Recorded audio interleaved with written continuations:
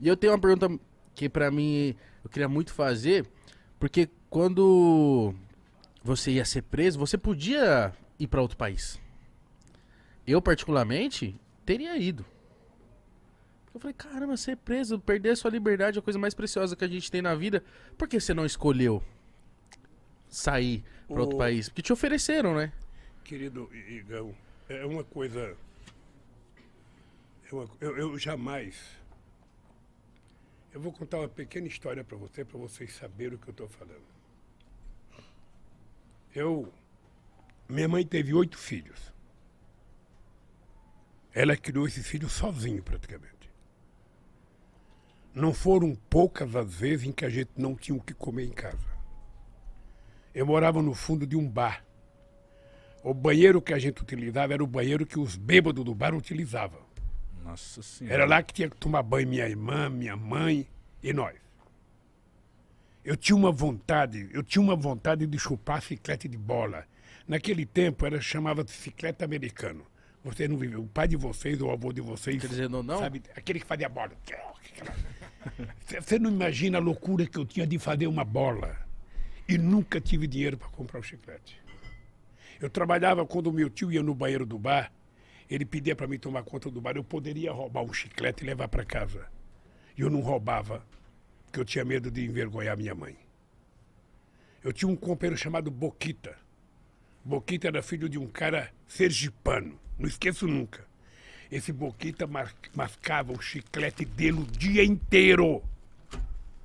Quando esse Boquita ia jogar fora, eu pedia para mim. Nossa senhora. Pedia. Não tenho vergonha de dizer isso, não. Pedia o chiclete borrachudo, sabe?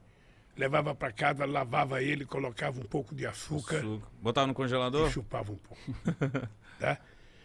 Eu tinha vontade de comer uma maçã, naquele tempo tinha umas maçãs argentinas, filho, eu tinha vontade de roubar uma maçã. Roubar e sair correndo e comer. Eu não roubava com medo da minha mãe. Sabe? Essa foi a educação que eu recebi da dona Lindu. Aí você não tem noção. Eu jamais imaginei na minha vida que eu ia sofrer o que eu sofri de ataque de corrupção. Com essa gente, com esses bandidos sabendo que eu não tinha feito. Então, eu poderia ter saído do Brasil. Eu poderia ter ido para outro país, eu poderia ter ido para uma embaixada, mas eu tomei a decisão de que eu tinha que ir para Curitiba, eu tinha que ir para a Polícia Federal. Eu precisava provar que o Moro era mentiroso. Eu precisava provar que a Força-Tarefa de Curitiba era uma quadrilha. E se eu fugisse, ia aparecer uma fotografia minha, ou fugitivo. E eu não tenho mais idade para isso, cara. Eu tenho um bisneta, eu tinha que honrar a dona Lindu. Então, graças a Deus, eu provei. Tô até hoje, perguntando para esse Moro, diga, tá, o que eu roubei? A sentença que ele deu para mim, sabe qual foi o crime que eu cometi? Qual? O crime é o fato indeterminado. Eu fui condenado por um fato indeterminado. Que esse sem vergonha não teve coragem de dizer. Ele poderia ter dito. Sabe? Então, é muito duro. É muito duro você estar na sua casa, junto com a sua família, e você vai à televisão ficar 20 minutos falando que você é ladrão. Falando que você roubou. Sem mostrar absolutamente nada. Sabe? Então, isso foi muito duro. Eu jamais imaginei passar isso na vida, jamais. Essa é uma marca profunda que eu vou levar na minha vida, sabe?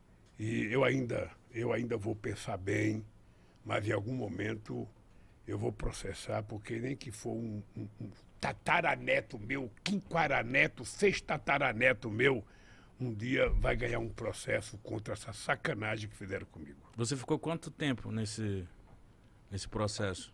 Eu fiquei preso 580 dias.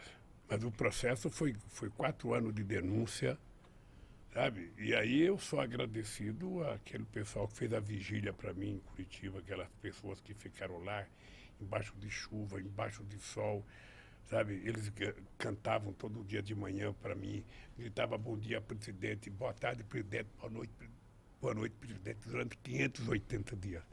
Então é uma coisa que marcou a minha vida. Eu saí da cadeia um outro homem, tive a graça de Deus de sair, sabe, para casar com a Janja, sabe? Ela morava em Curitiba, ela mandava uma comidinha para mim toda noite, sabe? Ela te conquistou pela comida. É, É destino, né? Conquistou mano? pela barriga. não, ela não deixava eu mandar minha roupa para lavar fora, ela queria ela levar para casa para lavar. Aí quando eu saí, eu falei, não tem outro jeito, eu vou casar com a bichinha. Mas o que passava na sua cabeça lá dentro? O que você aprendeu? O que você falou que você virou outro... Olha, O que passava ali dentro? Mitico, é engraçado porque o sofrimento, às vezes, ele te ensina a ficar maior, mais generoso. Eu não podia ficar com ódio dentro da cadeia, porque senão eu tinha que ficar dando cabeçada na parede. Então eu comecei a ler muito, sobretudo sobre a escravidão, para conhecer um pouco melhor o Brasil. Eu comecei a pensar na minha vida, o que tinha acontecido na minha vida, o que eu já tinha feito. E a solidariedade que eu recebi era muito grande, gente. Nunca tinha acontecido com um ser humano o que aconteceu comigo. Nunca. Sabe, a vigília foi uma coisa muito forte na minha vida. Muito forte. Então, eu saí generoso, eu saí pensando em casar com a Janja e sair da política, sabe? Vou viver minha vida. Mas não tem jeito, sabe? Durou quanto tempo esse pensamento? A política é como uma cachaçinha. Você... Falei, eu não quero, mas tomou a primeira, você vai em frente.